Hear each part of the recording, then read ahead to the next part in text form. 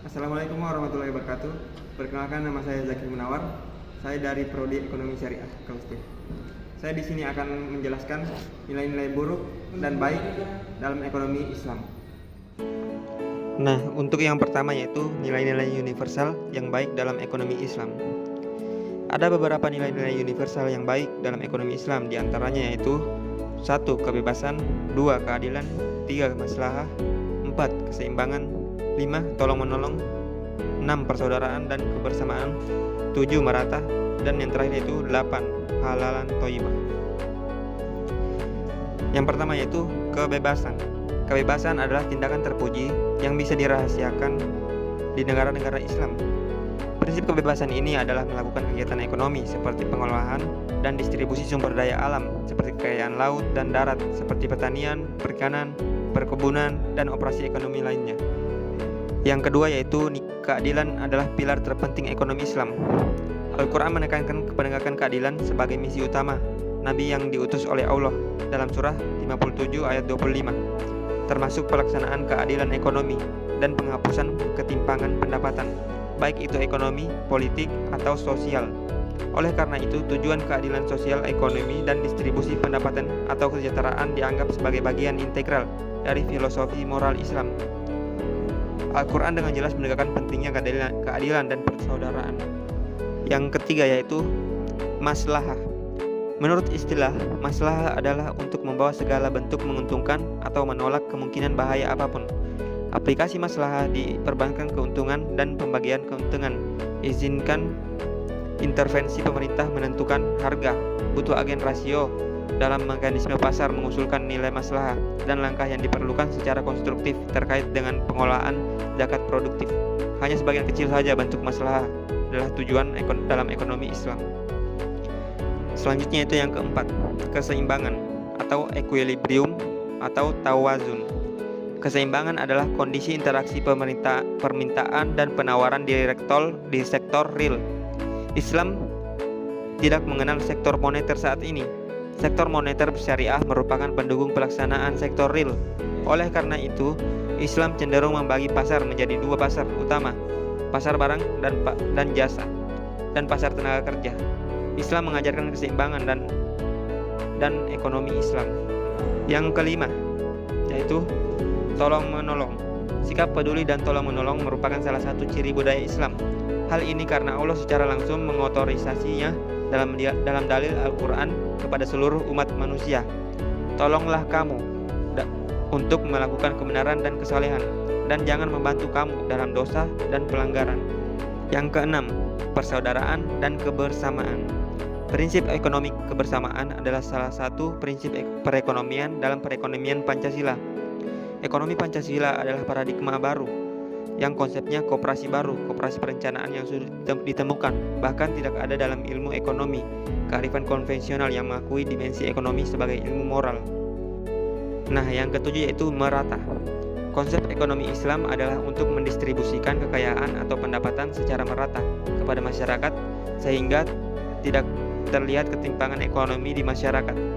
Sarana yang digunakan adalah zakat, hukum waris, hukum wasiat, wakaf, zakat fitri, tebusan, infak, dan sedekah, memberi makan fakir miskin, berutang budi kepada Allah, melebih-lebihkan larangan, menimbun harta, dan hal-hal yang diharamkan lainnya. Nah, yang terakhir yaitu halalan thayyibah. Halalan thayyibah merupakan asumsi fundamental etika Islam yang akan mempengaruhi perilaku muslim. Karena arti halal thayyibah adalah halal baik lagi. Secara harfiah, halal berarti bebas atau tidak terkekang dalam asalnya. Sedangkan thayyib berarti baik. Baik al-hasan, sehat, al-mu'afah, dan enak, al-laziz. Baik, yang selanjutnya yaitu nilai-nilai buruk yang universal dalam ekonomi Islam. Yang pertama yaitu riba.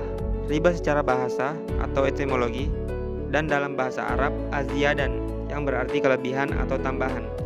Konteks umum kelebihan atau tambahan ini yaitu tambahan pokok, utang, dan harta. Secara istilah terminologi, riba adalah kelebihan atau tambahan dalam pembayaran utang piutang, jual beli yang disyaratkan sebelumnya oleh salah satu pihak. Yang kedua yaitu haram. Haram adalah sebuah status hukum terhadap suatu aktivis atau keadaan suatu benda Sedangkan orang yang melakukan tindakan haram akan mendapatkan konsekuensi dosa. Yang selanjutnya yaitu najis. Suatu jual beli dipandang sah manakala barang yang diperjualbelikan terdiri dari barang yang suci, dimiliki atau dikuasai dan bisa diambil manfaatnya. Tidak sah suatu jual beli apabila barangnya berupa barang najis, ainiyah, secara substansi najis, bukan sekedar terkena najis, mutan najis, serta tidak bisa diambil manfaat darinya. Yang selanjutnya itu gharar. Secara bahasa yaitu gharar berarti resiko, tipuan, dan menjatuhkan diri dari hak atau harta ke jurang kebinasaan. Sedangkan secara istilah, gharar adalah jual beli yang tidak jelas kesusahannya, dan asas gharar adalah ketidakjelasan. Ketidakjelasan ini bisa terjadi pada barang ataupun harga. Nah, yang selanjutnya yaitu maisir. Maisir adalah salah satu larangan dalam kegiatan ekonomi dan perbankan syariah karena dianggap membawa kerugian bagi salah satu pihak yang meletakkan transaksi.